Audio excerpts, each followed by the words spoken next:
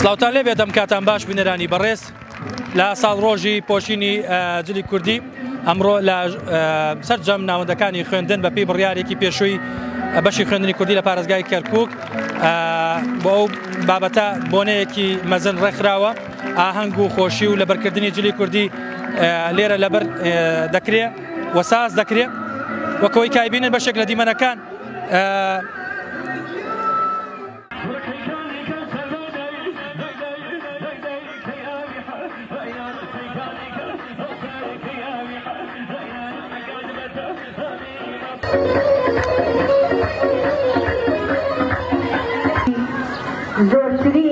زۆرترین نەهامەتمان بینیوە لە پێناوی بەرزڕاگرتنی کوردایەتی و خوێندنی کوردی لەم شارە خۆشەویستە.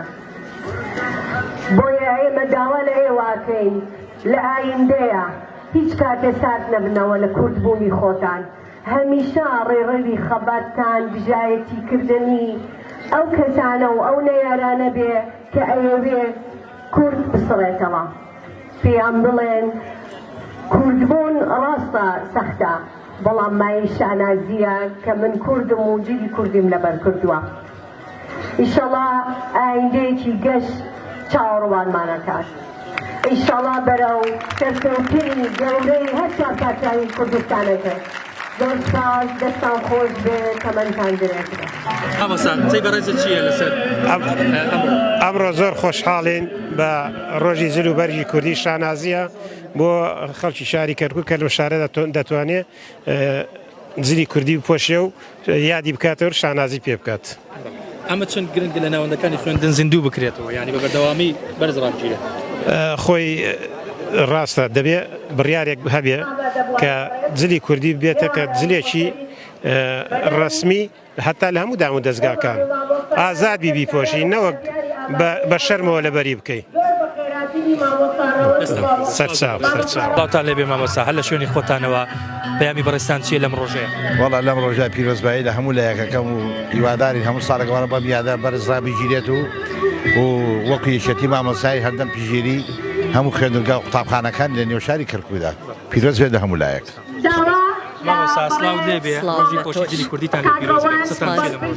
وەڵی پیرۆزبایی خۆم ئاراستەی سەرجەم خەڵکی کەرکووک و بە تایبەتی نەتەوەی کورد ئیشەڵا ئومێدەکەین هەموو کاتێ شتی باشتر بۆ شاری کەرکووک بکرێت و داواشەکەم لە حکوومەتی هەرێمی کوردستان بە بەرنامجەکانی خۆی بچێتەوە بۆ ئەوەی ئەو قەوارە سیاسیە گەورەیە لە دەست نەدەین و داواشەکەم کە شاری کەرکووک لە نەبوونی زۆربەی خزمەت گوزاری و ئەوانە بێنە دەنگ و بۆی کێشەکان چارەسەر بکرێت.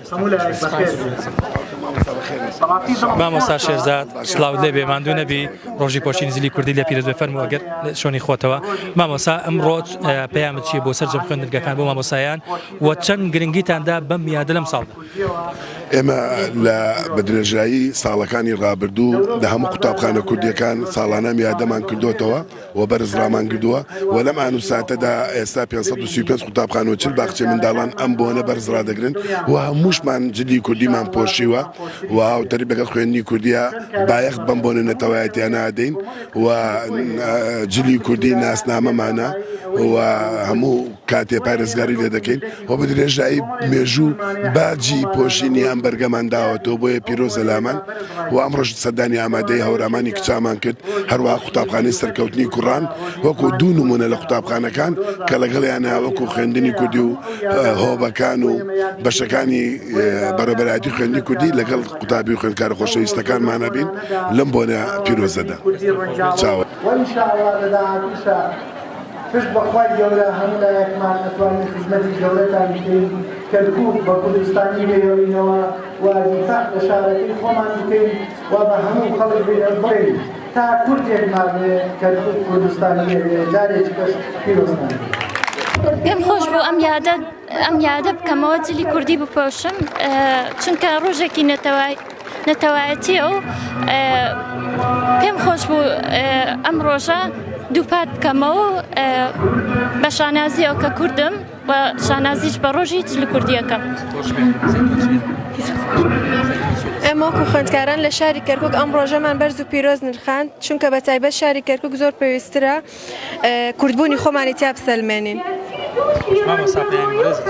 بەڕاستی جێی ڕێخۆشیە بڕۆ لەم ڕۆژە پیرۆزیە یادیەکەینەوە ینی شەی شانازیە جل کوردی خۆمان پاراستەوە و هەموو ساڵی ئاواق پێم خۆشە هەمووی بدینم بە جل کوردی ینی جوێکی وەسف ناکرێەوە هەموو جل کوردیا دینم زۆر شتێکی خۆشە یارە بیارەوە هەبمینێتەوە داوا لە حکومەت شەکەین و ڕۆژەکە زیاتر گرنگی بە دراسی کوردی زیاتر بدرێت لەم شارە و زیاتر بایەخی پێ بدرێت و پەر و پێشە بچێ زیاتر.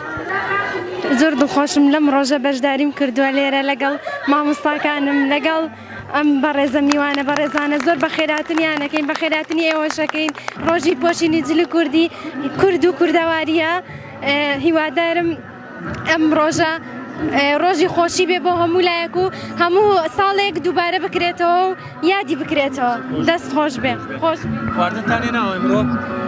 ناوەڵا هەر بەبێ خواردن ینی سەفرە ناکەن لەناو قوتابخانەکە؟ وڵای ترەوەی خواردنی هێنا بێتر بخۆی خواردنەکەی خۆیە خوارد ئەوەشی لێ هێنابێ بەشداریەکەکە. بەڵێ تۆ چییە لەسەر قوتابخانەکەمان؟ ئیشاڵڵا هەراوە بەردەوام ببین و هەموو ساڵی یادیەکەینەوە. تۆ چییە لەسەر ڕۆژی پۆشینی جلی کوردی؟ وڵا ڕۆژێکی پیرۆزە هیوادارم هەمویان لەو ڕۆژەیە جلی کوردی بپۆشن ئیتر هەراونە. لەو ڕۆژایمە بە زمانی کوردی خوێن پێشتە جلی کوردی لەبەرکەین بۆ ئەم ڕۆژانە. چەندێ خۆت هەڵوەدای جلی کوردی چەندێ حەزت بە جلی کوردی؟ من زۆر بۆ هەموو کاتێک. دەست خۆش بێت. چییە؟ ڕۆژێکی خۆشە هیوادارم هەر بە خۆشی بەڕێ بکرێت بۆ هەموو کاتێک.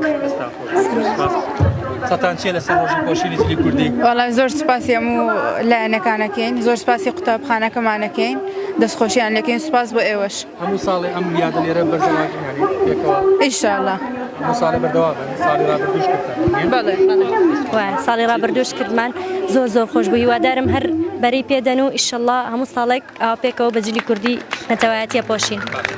ئاهەنگەکەی ئێستا چی ترەکە؟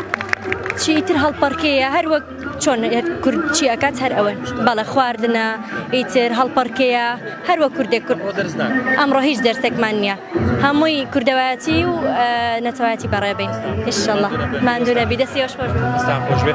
ئەوە قسە و بۆ چوون و وتەی خوێندکاران و مامۆستایان و لێپرسراوانی پەروەردەی خوێندنی کوردی لە پارێزگای کەرکووک کە بەم جۆرە دڵخۆشی خۆیان دەرەبڕن بە بۆنەی ساڵڕۆژی پۆشینی جلی کوردی. دیارە لە مانگی ئازاردا کۆمەڵێک بۆنەی جیاواز دەتەوەی کورد کۆ دەکاتەوە کۆمەڵێک بۆنەی خۆش و ناخۆشی تێدایە. یەکێک لەو بۆنانە ڕۆژی پۆشینی جلی کوردی وەکۆی کایبینن لە ناوەندەکانی خوێندن ئەم ساڵیش خوێندنی کوردی دوو ناوەندی دەستنیشان کرد بۆ سازکردنی ئاهەنگی جلی کوردی یاخود ئەوە هەنگانی کە لە خوێندنگەکاندا دیاری دەکرێن. یەکێک لەوانە قوتابخانەی سەرگرمەی سەرەتایی بوو هەروەها هەورامانی دواناوەندی کچان لە گەڕەکی ڕەحیماوە ئەم دوو خوێندنگایە ئەم ساڵ دیاریکان بۆ سازکردنی ئاهەنگی پۆشینی جلی کوردی. ئێستا شۆکەوەی کە ئەیبینن یانەوەی کە لە مەراسیمەکەدا سازەکرێ هەڵپەرچەیە سازکردنی خواردن و نمایشکردنی کاری دەستیە پۆشینی جلی کوردیە. لەم ڕۆژەدا خوێندنگەکانی کەرکووک بەپێی بڕیاری بەشی خوێندنی کوردی هیچ وانەیەک ناخوێنن بەڵکو تەنها ڕۆژەکە تەرخان دەکرێت بۆ ئاهەنگی پۆشینی جلی کوردی وەکەوەی کە لە دیمەنەکاندا دەیبینن و لەگەڵ بەشێک لەو دیمەنانە بەجێتان دێڵن.